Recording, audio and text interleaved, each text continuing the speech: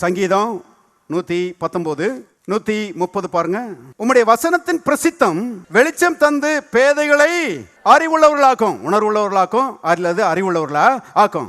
கவனிங்க, பேதைகளை அறிவுள்ளவர்களாக ஆக்கக்கூடிய வசனம் இது பாருங்க. வசனத்தின் பிரசித்தம். இந்த வசனம் பாருங்க, மனசுக்குள்ள நுழைஞ்சு உள்ளத்துக்குள்ள நுழைதான்.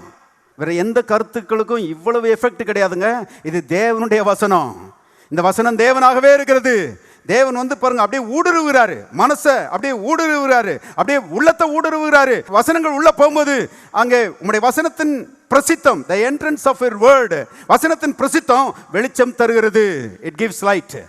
பாருங்க, வெளிச்சம் தந்து பேதைகளை, ஒன்றும் தெரியாத ஆட்களை உணர்வு உள்ளவர்களாக, பெரிய அறிவுள்ளவர்களாக மாற்றுகிறது. இன்னைக்கு உலகத்தில் பார்த்தீங்கன்னா, உலகத்தார் சொல்றாங்க, படிக்கலையா போச்சு அப்படிங்கிறாங்க. படிக்கலைன்னா போச்சு, படிச்சாதான் ஏதாவது அறிவுக்கு வழி இருக்குது, படிக்கலைன்னா அறிவுக்கு ஒரு வழியே கிடையாது அப்படின்னு சொல்றாங்க.